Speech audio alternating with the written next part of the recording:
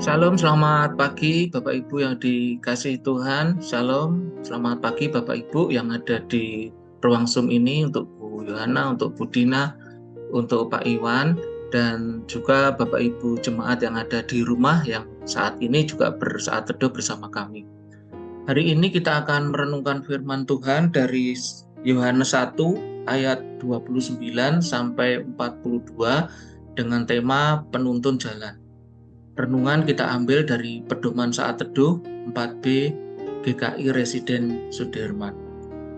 Mari Bapak Ibu kita persiapkan hati kita. Kita akan pujikan sebuah lagu pujian dengan judul Bersamamu Bapa. Mari kita pujikan bersama.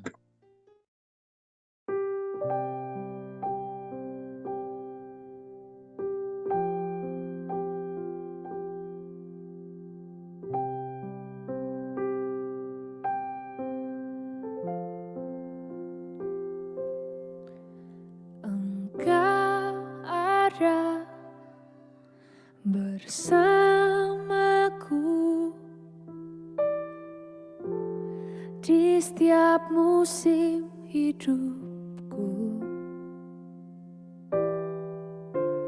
tak pernah kau biarkan ku sendiri.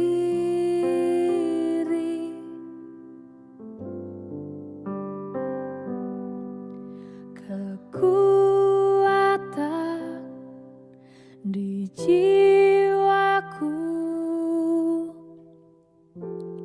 adalah bersamamu. Tak pernah ku ragukan kasih-Mu.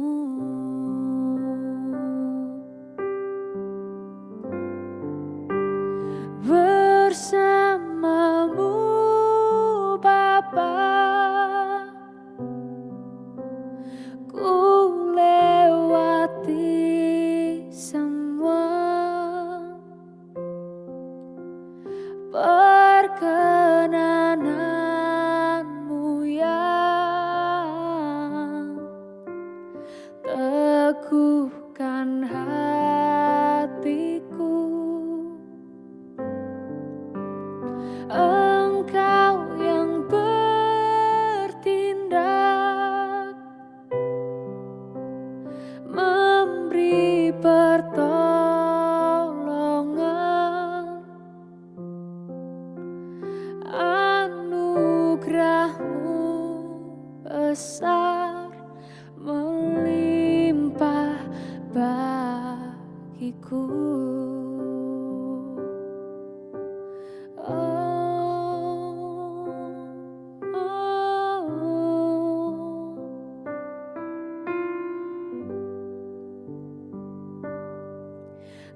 Kekuatan di jiwaku adalah bersamamu. Tak pernah ku ragukan kasih-Mu.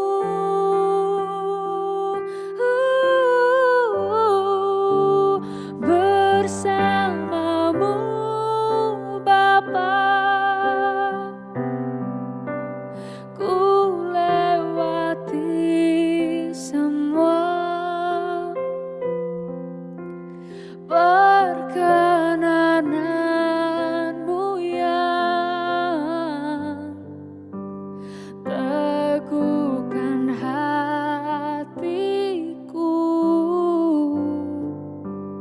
Engkau yang bertindak,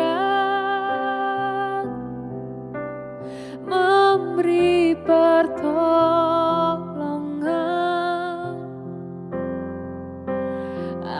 anugerah-Mu besar melimpah bagiku.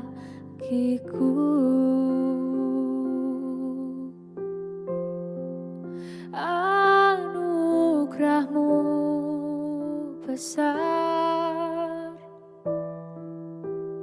anugerah-Mu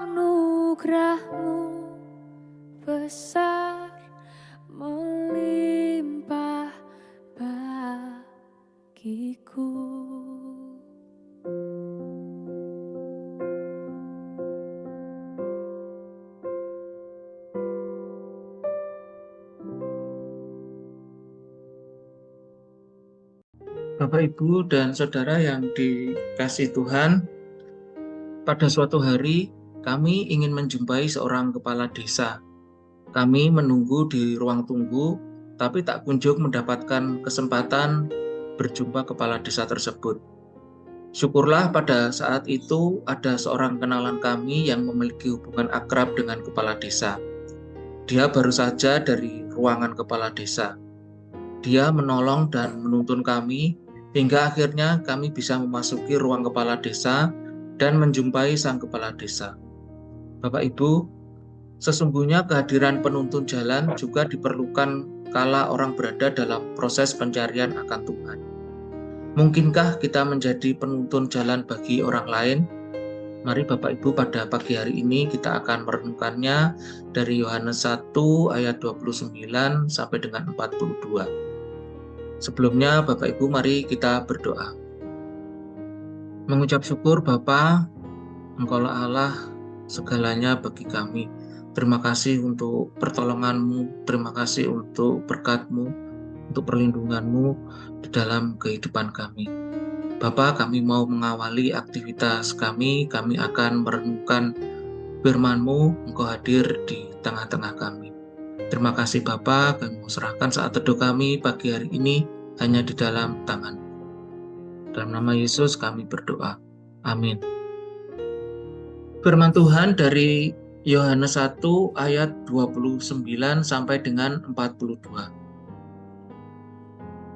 Yohanes menunjuk kepada Yesus.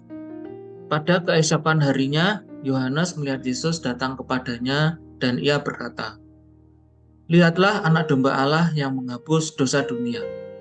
Dialah yang kumaksud ketika kukatakan, kemudian daripadaku akan datang seorang yang telah mendahului aku, sebab dia telah ada sebelum aku. Dan aku sendiri pun mula-mula tidak mengenal dia. Tetapi untuk itulah aku datang dan membaptis dengan air, supaya ia dinyatakan kepada Israel." Dan Yohanes memberi kesaksian katanya, "Aku telah melihat roh turun dari langit seperti merpati, dan ia tinggal di atasnya. Dan aku pun tidak mengenalnya, tetapi dia yang mengutus aku untuk membaptis dengan air telah berfirman kepadaku, jikalau engkau melihat roh itu turun ke atas seseorang dan tinggal di atasnya, dialah itu yang akan membaptis dengan Roh Kudus. Dan aku telah melihatnya dan memberi kesaksian ini. Ia inilah anak Allah." Ayat yang ke-35, murid-murid Yesus yang pertama. Pada keesokan harinya, Yohanes berdiri di situ pula dengan dua orang muridnya. Dan ketika ia melihat Yesus lewat, ia berkata, "Lihatlah anak domba Allah." Kedua murid itu mendengar apa yang dikatakannya itu, lalu mereka pergi mengikut Yesus. Tetapi Yesus menoleh ke belakang. Ia melihat bahwa mereka mengikut dia, lalu berkata kepada mereka, "Apakah yang kamu cari?" Kata mereka kepadanya, "Rabi," yang artinya guru, "di manakah engkau tinggal?" Ia berkata kepada mereka, "Marilah dan kamu akan melihatnya." Mereka pun datang dan melihat di mana ia tinggal, dan hari itu mereka tinggal bersama-sama dengan dia. Waktu itu kira-kira pukul 4. Salah seorang dari keduanya yang mendengar perkataan Yohanes lalu mengikut Yesus adalah Andreas, saudara Simon Petrus. Andreas mula-mula bertemu dengan Simon, saudaranya, dan ia berkata kepadanya, "Kami telah menemukan Mesias." Ia membawanya kepada Yesus.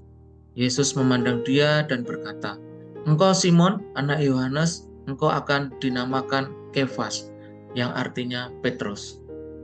Demikian Bapak Ibu pembacaan dari firman Tuhan. Yohanes Pembaptis mewartakan sebuah kebenaran tentang siapa sesungguhnya Yesus Kristus. Dia juga menunjukkan kepada dua orang muridnya bahwa orang yang dilihatnya di situ adalah Yesus, Sang Anak Domba Allah. Yohanes Pembaptis adalah orang yang berani membuka jalan bagi Yesus. Dia menuntun murid-murid yang sebelumnya berguru kepadanya untuk mengenali dan mengikuti Yesus. Dia menyadari bahwa perannya hanyalah menuntun jalan. Yohanes tidak membawa murid-muridnya untuk melekat pada dirinya, tetapi justru menghantar mereka berjumpa Kristus. Para murid dituntunnya untuk berguru kepada Sang Guru Agung yang jauh lebih besar daripadanya. Yohanes telah melakukan peran yang tepat. Sebagai penuntun jalan, tugasnya adalah mengantarkan muridnya untuk berjumpa Sang Guru sejati. Maka Andreas dan kawannya diarahkan untuk mengenal Yesus. Pada gilirannya, Andreas yang telah berjumpa Yesus juga melakukan perannya mewartakan kabar gembira bahwa Yesus adalah Mesias yang dinantikan bangsanya. Dia menceritakan kepada Simon saudaranya bahwa dia telah menemukan Mesias. Pengalaman perjumpaan pribadi dengan Kristus yang diceritakan kepada orang lain tampaknya juga dapat menjadi kabar gembira yang menuntun orang lain berjumpa Yesus.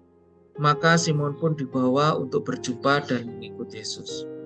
Bapak, Ibu, dan Saudara, baik Yohanes Pembaptis maupun Andreas telah menjalankan perannya sebagai pewarta kebenaran dan penuntun jalan orang lain kepada Yesus.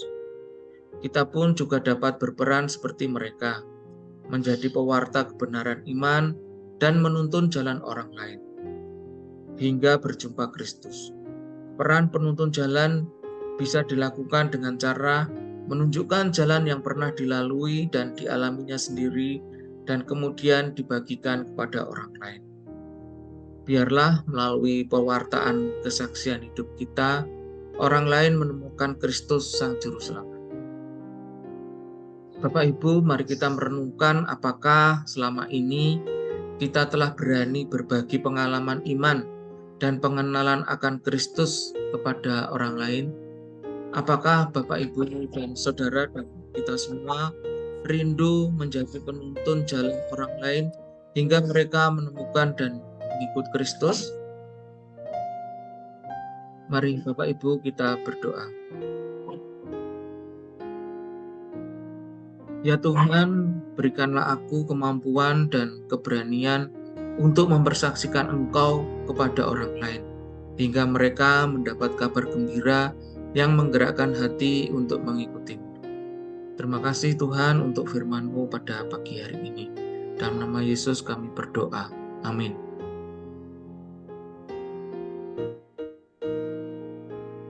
Bapak Ibu, marilah kita terus-menerus belajar untuk mempersaksikan pengalaman iman dan pengenalan tentang Kristus kepada teman-teman, kepada keluarga, dan orang-orang di sekitar kita, agar mereka juga mengalami perjumpaan dengan Kristus dan hidup mengikutinya.